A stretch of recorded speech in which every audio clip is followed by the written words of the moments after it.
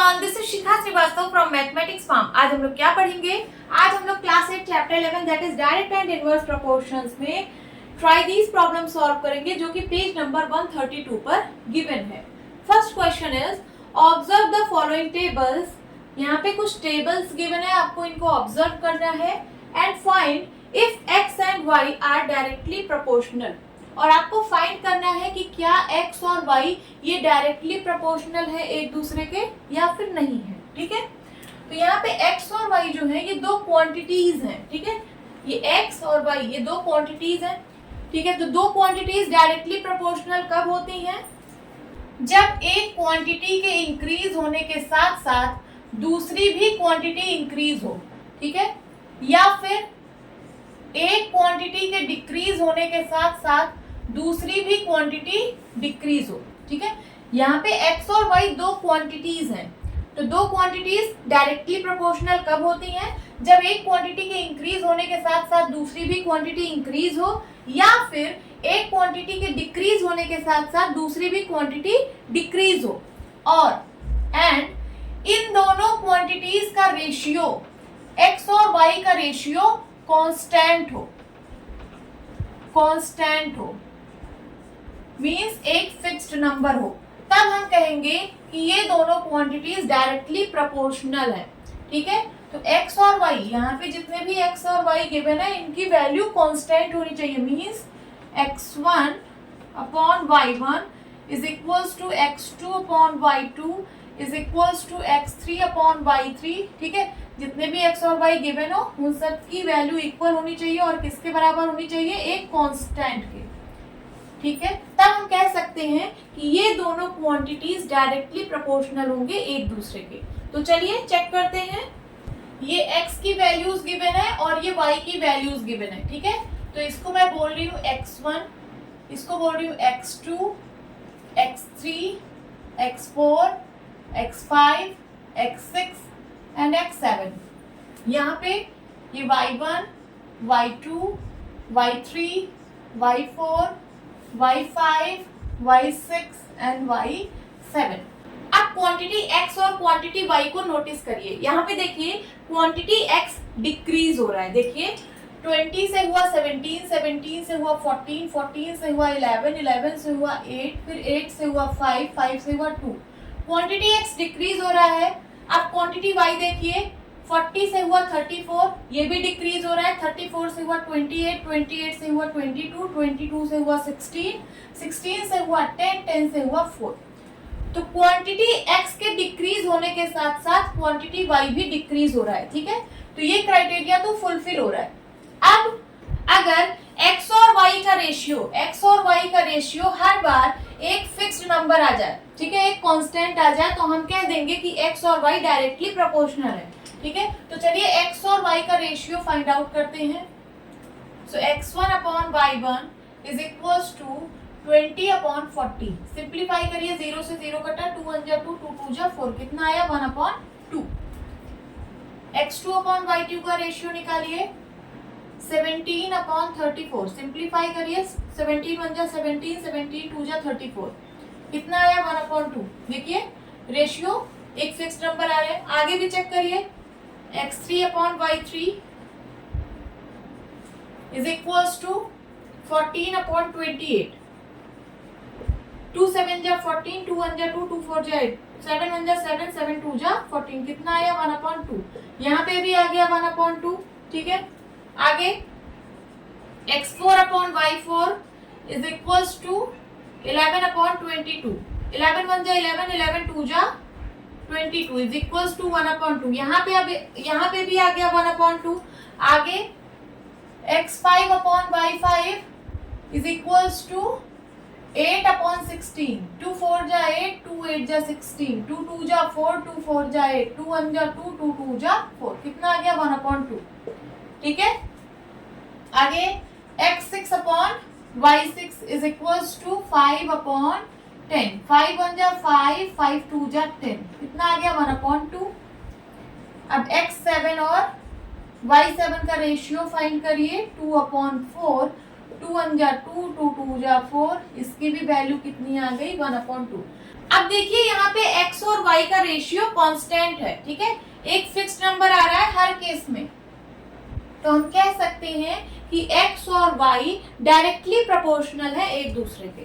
तो आप क्या लिखेंगे, since x1 upon y1 is equals to x2 upon y2 is equals to x3 upon y3 is equals to x4 upon y4 is equals to x5 upon y5 is equals to x6 upon y6 is equals to x7 upon y7 is equals to 1 upon 2, ठीक है, एक constant है सबकी value, तो हम कह सकते हैं कि x और y डायरेक्टली प्रोपोर्शनल है। देखिए therefore x and y are directly proportional to each other. Note down करिए। सेकेंड टेबल, यहाँ पे भी बताना है कि क्या x और y डायरेक्टली प्रोपोर्शनल है। तो देखिए x की वैल्यूज देखिए 6 फिर 10 हुआ 14 18 22 26 30, x की वैल्यू इंक्रीज हो रही है, x की वैल्यू इंक्रीज हो रही है, और y देखिए 4 8 12 16 20 20 24 28, y की भी वैल्यू इंक्रीज हो रही है। एक क्वांटिटी के इंक्रीज होने के साथ साथ दूसरी क्वांटिटी इंक्रीज हो रही है, ठीक है, तो ये वाला क्राइटेरिया फुलफिल हो रहा है, ये वाला। अब हम चेक करेंगे कि क्या इन दोनों का रेशियो x और y का रेशियो एक कांस्टेंट आ रहा है, एक फिक्स नंबर आ रहा है हर केस में। तो चलिए इसको मैं मान लेती हूँ x1 x2 x3 x4 x5 x6 x7, y1 y2 y3 y4 y5 y6 y7, x1 upon y1 कितना होगा 6 अपॉन 4, सिंप्लीफाई करिए 2 2 जा 4 2 3 जा 6, कितनी आ गई value 3 upon 2। Now x2 upon y2 is equals to 10 upon 8, simplify करिए 2 4 जा 8 2 5 जा 10, कितना आ गया 5 अपॉन 4। देखिए यहाँ पे x और y का जो रेशियो आया वो इससे डिफरेंट आ गया, तो आगे चेक करने की जरूरत ही नहीं है, ठीक है, कोई भी एक रेशियो अगर डिफरेंट आ जाता है तो इसका मतलब x और y यहाँ पे डायरेक्टली प्रोपोर्शनल नहीं है। आगे आपको चेक करने की जरूरत नहीं है, तो आप क्या लिख देंगे, here x1 upon y1 is not equals to x2 upon y2, therefore x and y are not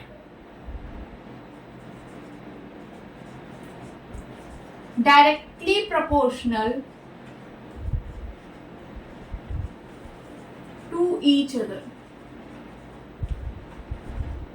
ठीक है, कोई भी x और y का रेशियो अगर डिफरेंट आ जाता है तो आपको आगे चेक करने की जरूरत नहीं है, आप बोल सकते हैं कि x और y जो है वो डायरेक्टली प्रोपोर्शनल नहीं है एक दूसरे के। ओके, नाउ थर्ड टेबल, इसमें भी बताना है कि क्या x और y डायरेक्टली प्रोपोर्शनल है। तो देखिए यहाँ पे जो x है वो इंक्रीज हो रहा है, 5 से 8 हुआ, 8 से 12 हुआ, 12 से 15 हुआ, 15 से 18 हुआ, 18 से 20 हुआ, ठीक है, तो x जो है वो इंक्रीज हो रहा है, और y देखिए 15 से 24 हुआ, 24 से 36, 36 से 60, 60 से 72 और 72 से 100, ये भी इंक्रीज हो रहा है।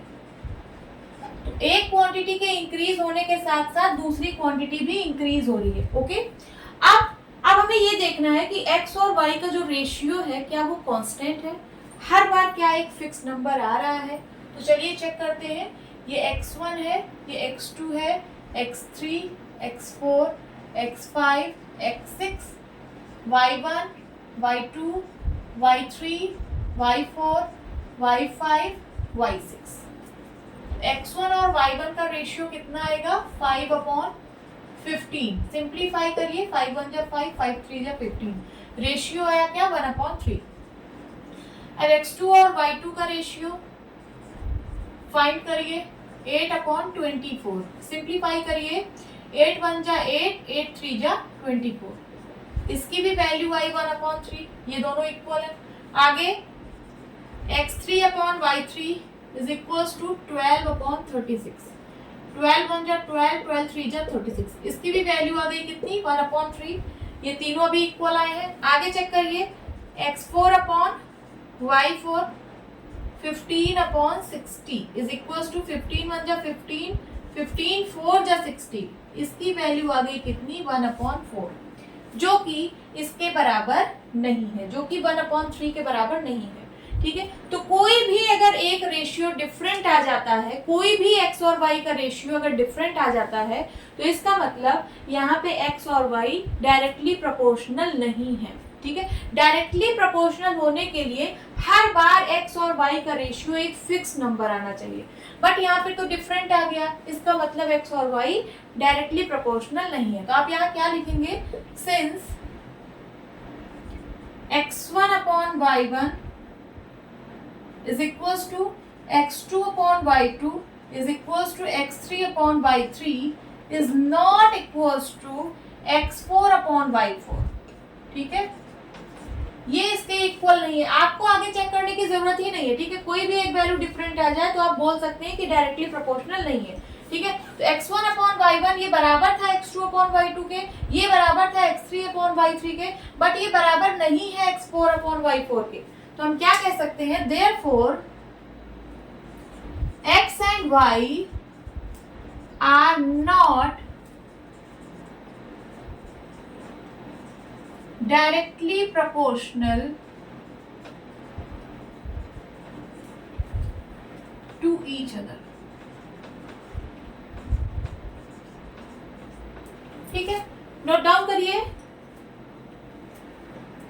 Now second question, principal is equals to ₹1000, rate is equals to 8% per annum, fill in the following table. आपको ये टेबल फिल करनी है and find which of the interest, simple और compound, changes in direct proportion with time period. ठीक है, फिर आपको find करना है कि कौन सा इंटरेस्ट, सिंपल इंटरेस्ट या फिर कंपाउंड इंटरेस्ट, टाइम पीरियड के साथ डायरेक्टली प्रोपोर्शनल है। ठीक है, देखिए आपको प्रिंसिपल गिवन है, रेट गिवन है। ओके, आपको ये टेबल फिल करना है, उसके बाद फाइंड करना है कि कौन सा इंटरेस्ट, सिंपल या फिर कंपाउंड, टाइम पीरियड के साथ डायरेक्टली प्रोपोर्शनल है। तो चलिए सबसे पहले टेबल फिल करते हैं।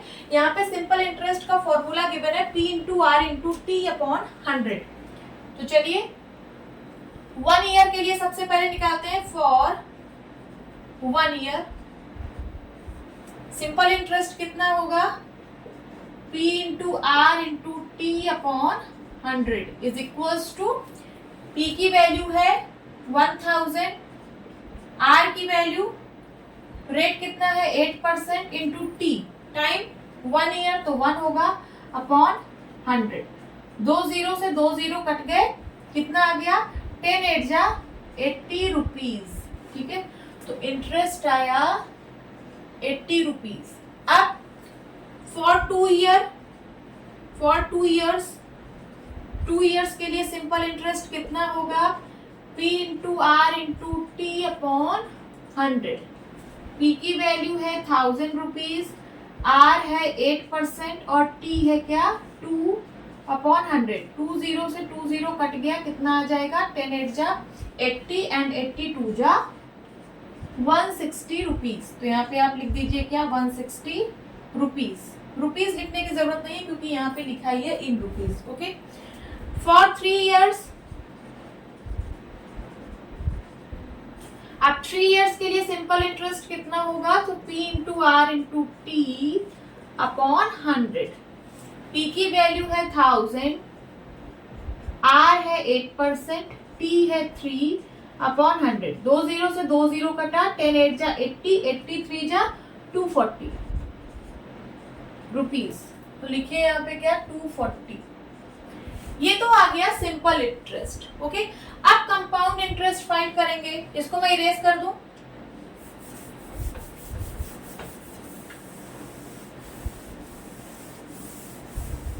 अब कंपाउंड इंटरेस्ट फाइंड करेंगे for 1 year. For 1 year compound interest का फॉर्मूला यहाँ पे गिवन है कितना, P 1 प्लस R अपॉन 100 की power T minus P is equals to P है कितना 1000, ब्रैकेट में 1 प्लस R है 8 अपॉन 100 की पावर T की वैल्यू यहाँ पे 1 है, 1 ईयर, ये T की वैल्यू है, T is equals to 1 year, time, T means time, okay.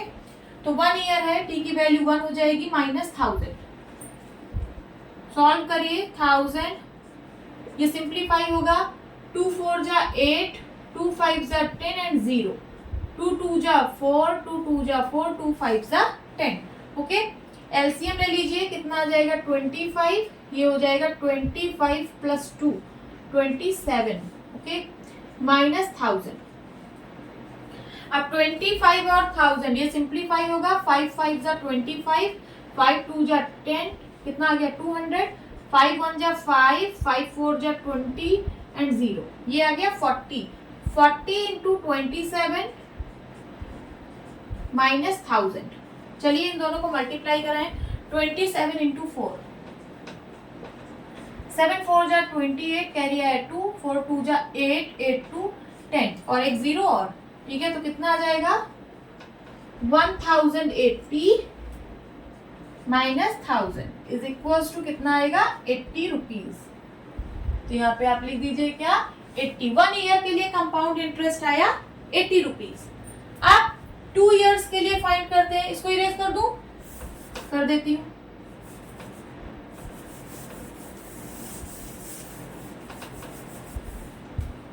यहाँ क्या फॉर 2 इयर्स मीन्स टी की वैल्यू कितनी हो जाएगी 2।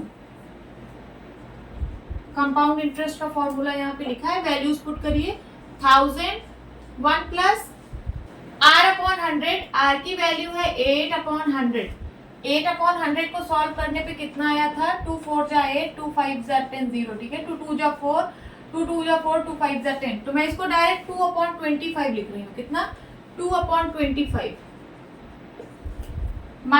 की पावर T की वैल्यू है 2 एंड माइनस P कितना है 1000 इज इक्वल्स टू 1000, ये कितना आया था 25 1 जा 25 प्लस 2 27 अपॉन 25, ओके।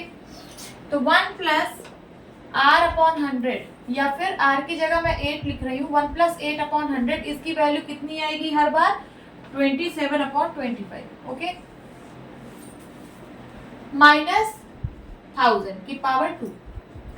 अब सॉल्व करिए 1000 इंटू 27 अपॉन 25 की पावर 2 है, means 27 upon 25 into 27 upon 25, 2 times multiply हो जाएगा, माइनस 1000। इसको सिंप्लीफाई करिए, 5 5 जा 25, 5 2 जा 10, 200 आ गया, 5 1 जा 5, 5 4 जा 20 एंड 0, 40 आ गया। अब 40 और 25 को सिंप्लीफाई करिए, 5 5 जा 25, 5 8 जा 40, ओके। अब जो भी आया यहाँ लिख लीजिए, इधर है 8 into 27 into 27 upon 5 minus 1000।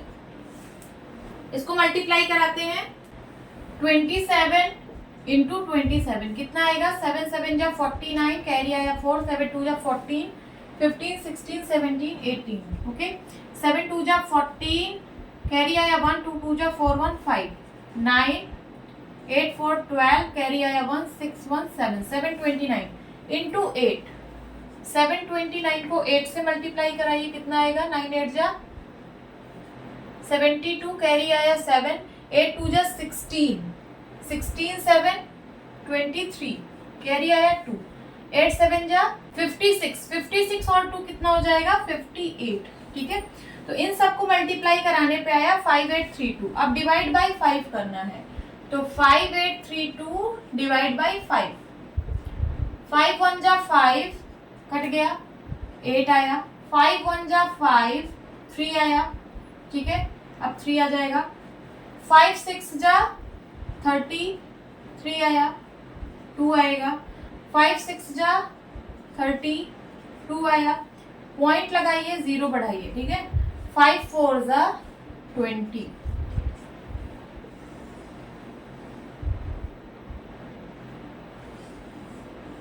Okay, कितना आया 1166.4, 1166.4, ये इसकी वैल्यू आई। और माइनस 1000, इसमें से 1000 सब्ट्रैक्ट करिए, कितना आएगा 166.4। कैसे देख लीजिए, 1166.4 माइनस 1000.0, 4661, 166.4 रुपीज। यहाँ पे लिख दीजिए 166.4 रुपीज। ओके, अब 3 इयर्स के लिए कंपाउंड इंटरेस्ट फाइंड करेंगे। इसको मैं इरेज कर रही हूँ,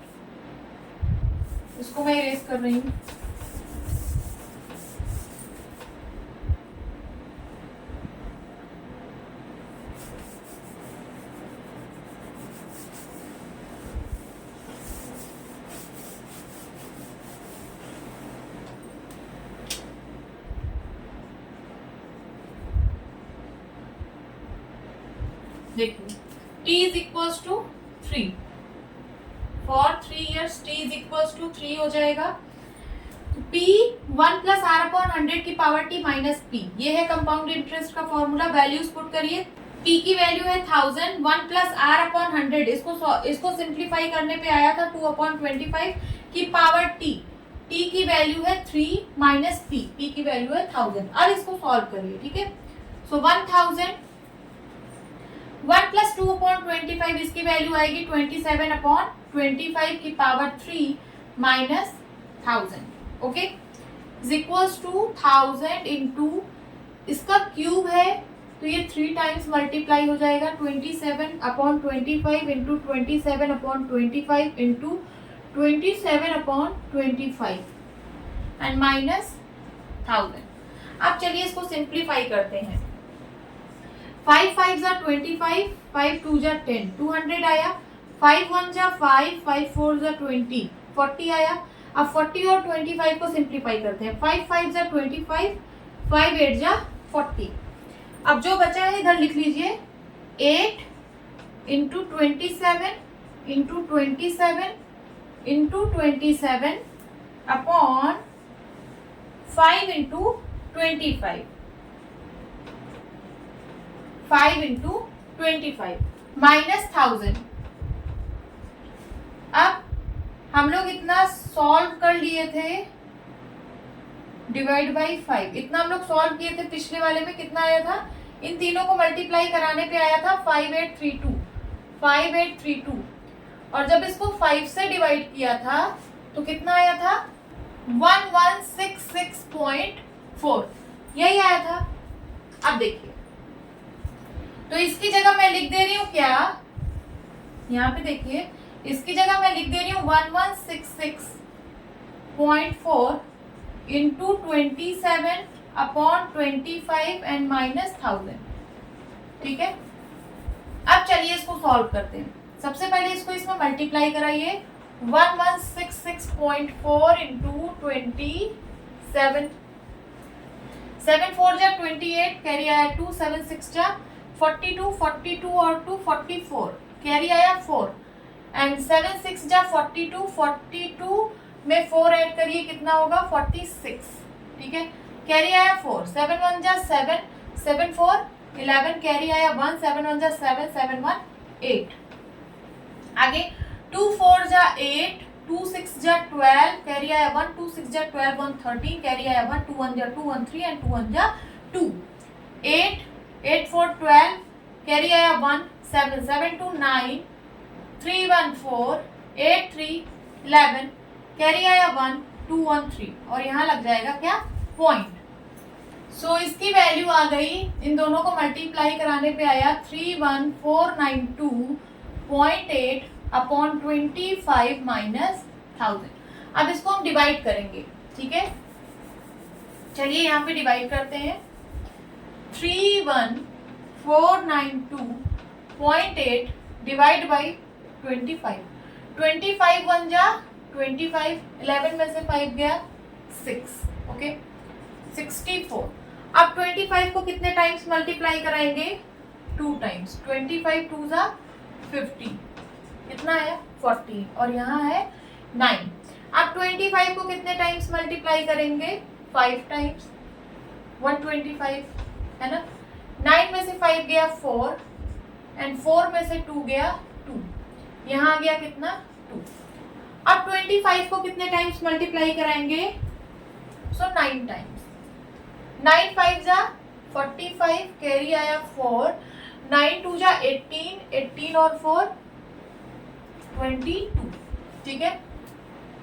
12 में से 5 गया 7 एंड 3 में से 2 गया 1, 17 आया, यहाँ पॉइंट लगेगा और यहाँ होगा 8।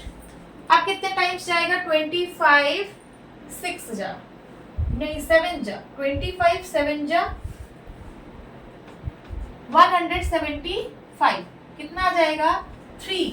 8 में से 5 गया 3, अब एक 0 बढ़ेगा तो 25 1 जा 25, देखिए यहाँ 30 है, 25 1 जा होगा 25, 5 आएगा, फिर एक 0 बढ़ेगा, 25 2 जा 50, ठीक है। तो इसको इससे डिवाइड करने पे कितना आया? 1259.712 एंड माइनस 1000, इसमें से 1000 सब्ट्रैक्ट होगा, कितना आएगा? 259.712 रुपीज। तो यहाँ पे लिख दीजिए क्या? 259.712 रुपीज। अब इसको इरेज करते हैं। टेबल हमने फिल कर ली। अब हमें ये पता करना है कि कौन सा इंटरेस्ट, सिंपल इंटरेस्ट या फिर कंपाउंड इंटरेस्ट, टाइम के साथ डायरेक्टली प्रोपोर्शनल है, ठीक है। तो पहले हम टेबल बनाते हैं टाइम पीरियड और सिंपल इंटरेस्ट की। टाइम पीरियड, इसको मैं टीपी लिख रही हूँ और सिंपल इंटरेस्ट को मैं ऐसा ही लिख रही हूँ इन रुपीज, ठीक है। मैं एक टेबल बना रही हूँ इन दोनों की, ये मैंने टेबल बनाई। 1 ईयर के लिए सिंपल इंटरेस्ट आया है 80, 2 ईयर के लिए आया है 160 और 3 ईयर के लिए आया है 240। लिख लीजिए 3 इयर्स, 2 इयर्स एंड 1 ईयर। अब हमें ये पता करना है कि क्या ये डायरेक्टली प्रोपोर्शनल है या फिर नहीं है। तो देखिए टाइम पीरियड जो है वो इंक्रीज हो रहा है, 1 ईयर फिर 2 ईयर फिर 3 ईयर, तो टाइम पीरियड इंक्रीज हो रहा है।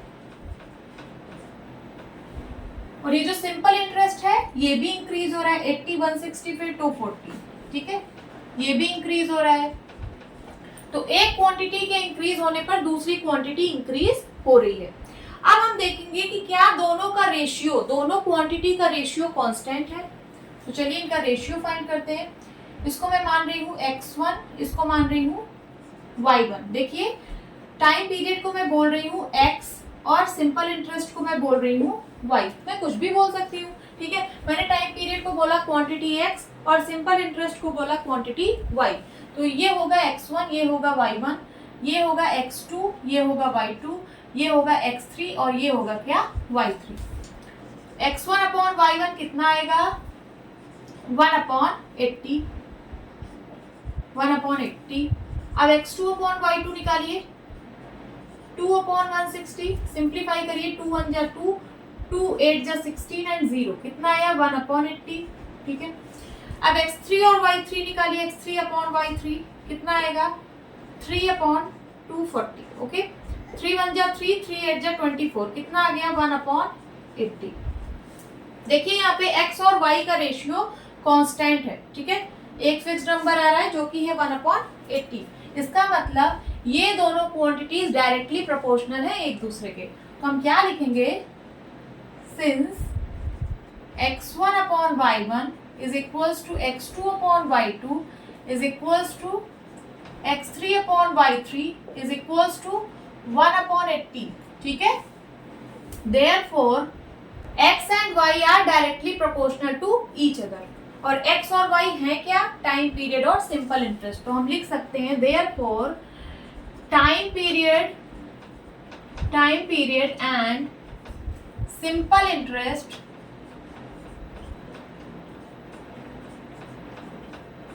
Interest are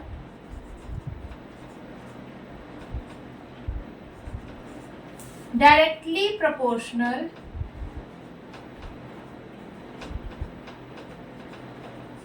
to each other. तो क्वेश्चन क्या पूछा था कि आपको फाइंड करना है कि कौन सा इंटरेस्ट, सिंपल या फिर कंपाउंड, डायरेक्टली प्रोपोर्शनल है टाइम पीरियड के। ठीक है, तो आप आंसर क्या देंगे? Simple interest. आंसर क्या देंगे? आपका आंसर क्या होगा? Simple interest.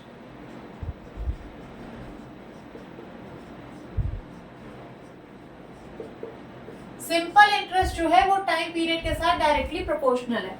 अब आप इसको भी चेक कर सकते हैं कि कंपाउंड इंटरेस्ट क्या टाइम पीरियड के साथ डायरेक्टली प्रोपोर्शनल है। चेक करके देखते हैं, वैसे है नहीं बट हम चेक करेंगे। इसको इरेज करते हैं।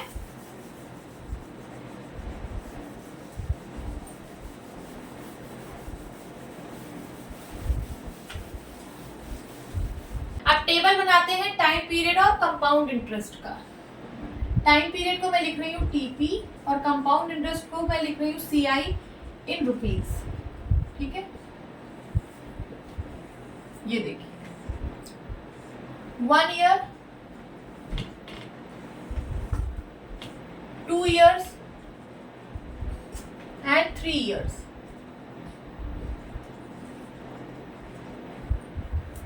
कितना है कंपाउंड इंटरेस्ट 1 ईयर के लिए? 80, 2 ईयर के लिए है 166.4 एंड 3 इयर्स के लिए है 259.712। इसको मैं बोल रही हूँ क्वांटिटी x, इसको बोल रही हूँ मैं क्वांटिटी y। ठीक है, तो देखिए जो क्वांटिटी x है ये इंक्रीज हो रहा है। 1 ईयर, फिर 2 ईयर, फिर 3 ईयर, क्वांटिटी x इंक्रीज हो रहा है और क्वांटिटी y देखिए ये भी इंक्रीज हो रहा है।